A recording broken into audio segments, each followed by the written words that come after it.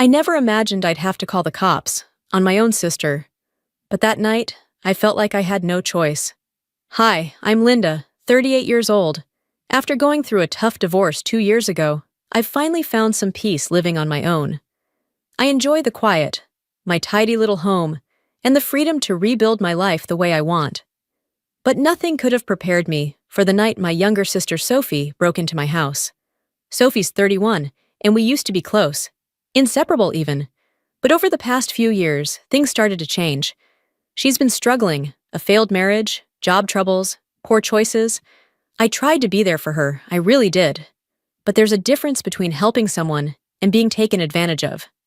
That night, when I found her in my kitchen, rifling through my things, something in me snapped. And in that moment, I realized that love has its limits. Ever since my divorce 2 years ago, I've been slowly rebuilding my life. It wasn't easy at first, I won't lie.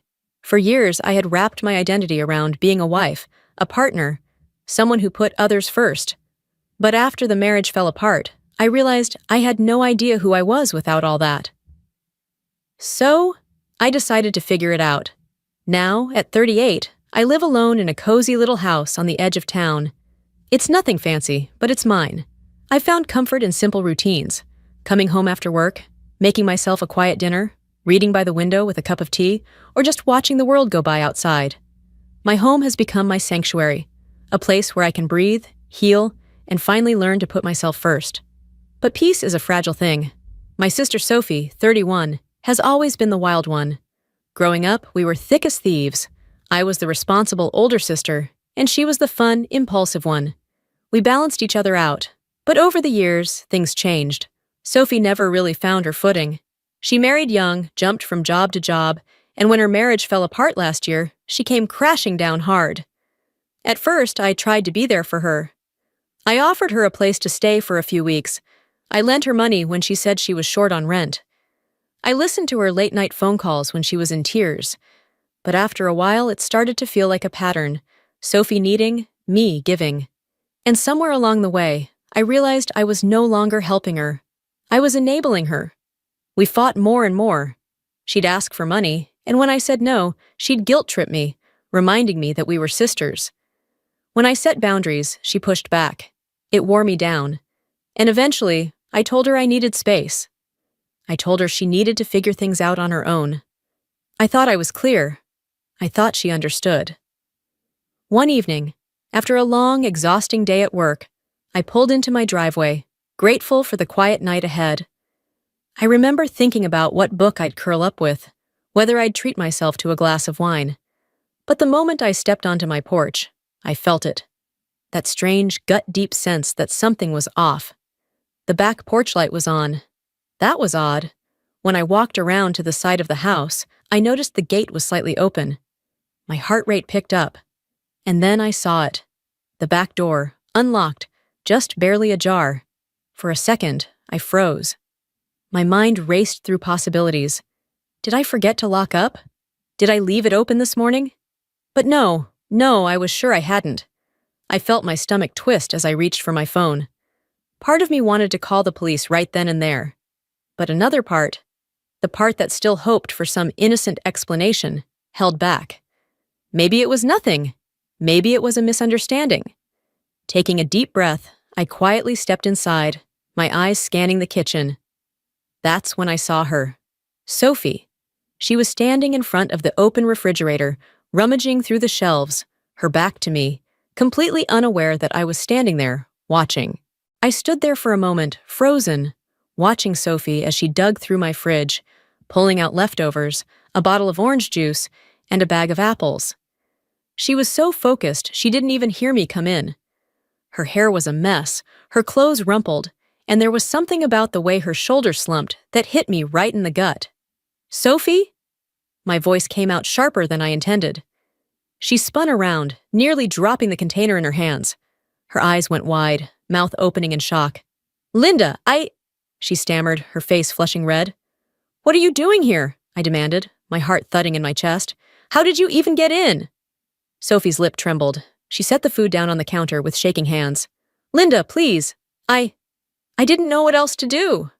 Her voice cracked, and suddenly, Her face crumpled. Tears welled up in her eyes as she stepped toward me. I didn't mean to scare you. I have nowhere to go. I stared at her, trying to process what I was seeing. My little sister, grown woman that she was, standing in my kitchen like a scared child, sobbing over a half-empty fridge.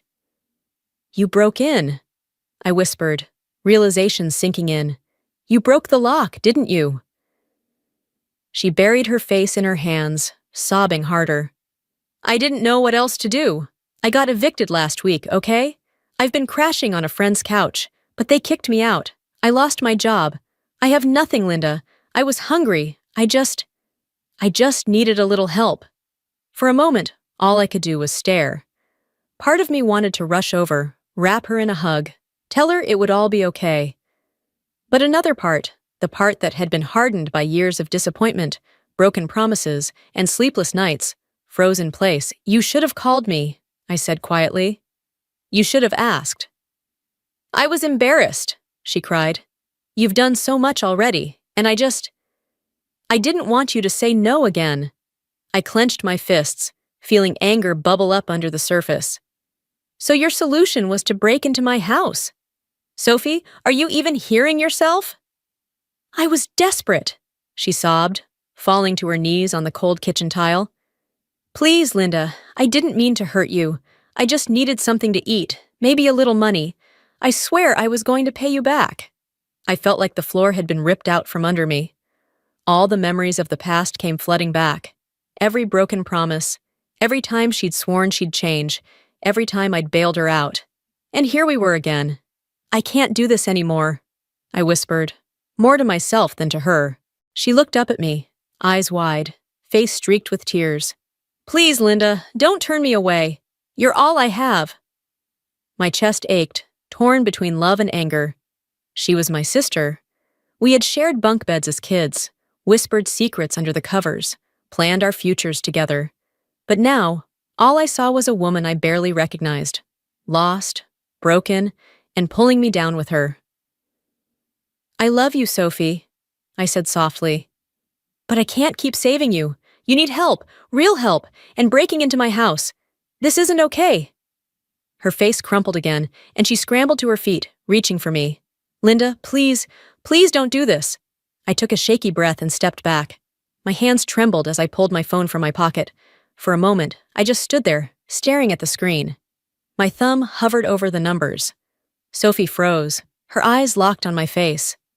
You're not really going to call the cops, are you? Her voice was small, shaking. I felt the tears prick the corners of my own eyes. I don't want to, I whispered, but you left me no choice. For a second, we just stood there, the weight of 1,000 memories between us. Then, slowly, deliberately, I dialed. Sophie let out a strangled sound, something between a sob and a scream. Linda, no, please, she wailed, grabbing at my arm. I'm your sister. Please, I'm begging you. I flinched, but didn't put the phone down. I'm sorry, I choked out. I can't. The moment the operator answered, Sophie stumbled backward as if I'd slapped her. She shook her head in disbelief, tears streaming down her face. I can't believe you, she whispered. I can't believe you're doing this. When the police arrived, it was almost surreal. 2 officers stood in my doorway, calm and professional, speaking in low voices. I explained the situation as best I could, my voice shaking. Sophie sat on the front steps, face in her hands, shoulders trembling. To their credit, the officers were gentle. They talked to Sophie, asked if she had somewhere to go, offered her a list of local shelters. She didn't get arrested. They treated it as a family matter. But when she finally stood, brushing her tangled hair from her face, she shot me a look I'll never forget. It wasn't anger. It wasn't hate. It was pure, raw heartbreak. Without another word, Sophie walked down the driveway and disappeared into the night. I stood there long after the squad car pulled away, the cool night air stinging my skin. My hands still trembled, my chest tight and aching. When I finally closed the door and slid down onto the floor, The house felt colder than it ever had before. That night, after Sophie was gone and the house was quiet again, I sat on the living room floor, staring at the front door. The silence was crushing. My chest felt heavy, and I hugged my knees to my chest, trying to steady my breathing. Memories drifted in, uninvited but relentless. I saw us as little girls, giggling under the covers on our bunk beds, whispering about the cute boy next door. I remembered how Sophie would crawl into my bed during thunderstorms, how I'd wrap my arms around her and promise everything would be okay. We had pinky sworn 100 times that no matter what, we'd always have each other's backs. We were a team back then, sisters against the world. Somewhere along the line, we had lost that. I rested my forehead on my knees, eyes stinging. How did we get here? How had we gone from sharing secrets and dreams to calling the police on each other? Mindy, I whispered into the empty room, using the childhood nickname only I called her. When did I lose you? The truth was, I hadn't just lost Sophie overnight. It had been slipping away in pieces, small moments, little betrayals, disappointments I brushed aside, thinking they didn't matter. And maybe, without realizing it, I had started pulling away too. Maybe I had been so focused on saving myself after my own divorce, on rebuilding my life, that I hadn't seen how deeply Sophie was falling apart. But even as the guilt rolled over me, another voice spoke up inside. You tried. You did what you could. You are not responsible for saving her. For the next few days, I moved through life like a ghost, unable to shake the image of Sophie walking down the driveway, shoulders hunched, wiping her face with the sleeve of her jacket. I wondered where she was, if she was safe, if she hated me. And then, a week later, my phone buzzed. It was a text from Sophie. Linda, I'm sorry. I stared at the screen, heart pounding. I was scared to ask for help. I was ashamed. I didn't mean to scare you or break your trust. I didn't know how to face you after everything. Please forgive me. Tears blurred my vision as I read the words over and over. My fingers hovered over the keyboard, unsure what to say. I took a deep breath and typed, Do you want to meet for coffee? The next afternoon, we sat across from each other at a little cafe near my house. Sophie looked tired, her eyes puffy, her hair pulled back in a messy bun. But she also looked calmer, more grounded. She wrapped her hands around a mug of coffee, like it was the only warm thing she'd had in days. Neither of us spoke at first. Finally, I broke the silence. Sophie, I love you, but we can't keep doing this. She nodded slowly, eyes fixed on her cup. I know. I can't keep bailing you out, I said softly, my voice shaking a little. I want to help you, but it has to be different this time. No more breaking boundaries, no more hiding. If you need help, you come to me, openly, honestly. She sniffled, wiping her nose with a napkin. I don't want to be this person, Linda. I really don't. I reached across the table and took her hand. Then let's figure it out, together. But on clear terms, you have to do your part. For the first time in a long time, I saw a flicker of the sister I remembered. The one who used to dance barefoot in the kitchen, who used to laugh until she couldn't breathe. It wasn't a perfect ending. We still had a long road ahead. But as we sat there, two sisters, nursing our coffee and our broken hearts, I realized something important. Sometimes love means stepping back. Sometimes love means setting boundaries, not erasing them. And sometimes love means calling the cops on your own sister, because that's what it takes to wake both of you up. Looking back on that night, I still feel the sting in my chest when I remember dialing those numbers, when I remember the look on Sophie's face as she realized I wasn't backing down. No part of me is proud of calling the police on my own sister. It's not something you ever imagine doing to family. But sometimes, love doesn't look like saving someone. It looks like letting them fall just enough to find their own footing. I used to think love meant fixing things, being the safety net, smoothing over the rough edges. With Sophie, I played that role for years. Every mistake, every slip-up, every bad decision. There I was, ready with a lifeline. And each time I told myself I was helping. Each time I thought I was being a good sister. But what I was really doing was keeping her from facing her own life. When Sophie walked out of my house that night, I realized something painful but necessary. Love without boundaries isn't love at all. It's a trap for both people. The week that followed was heavy. I replayed our childhood in my head over and over. Two girls sharing bunk beds, sneaking ice cream from the freezer, whispering about dreams and crushes. We were each other's world back then. I wondered if there was a moment when we stopped seeing each other that way. Was it when I got married and moved away? When Sophie started falling into patterns she couldn't break? Or was it little by little, the erosion so slow we didn't even notice? When her text arrived, simple, raw, honest, I felt something shift. I wasn't angry anymore. I wasn't resentful. I was just tired. And maybe, finally, ready to have the hard conversations we'd both avoided for years. That coffee meeting wasn't magic. It didn't solve everything. But it was the start of something we hadn't had in a long time: honesty. We laid it all out, messy and imperfect. We agreed on limits.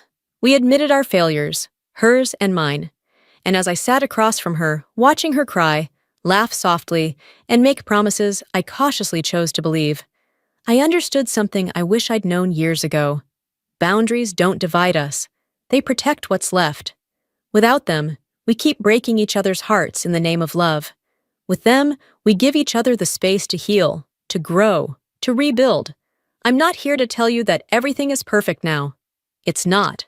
Sophie still has a long road ahead. And so do I. But we're walking it a little closer, a little stronger, and a little more honestly. No, I'm not proud of calling the police. But if that night hadn't happened, if we hadn't hit that painful, necessary bottom, we might have lost each other for good.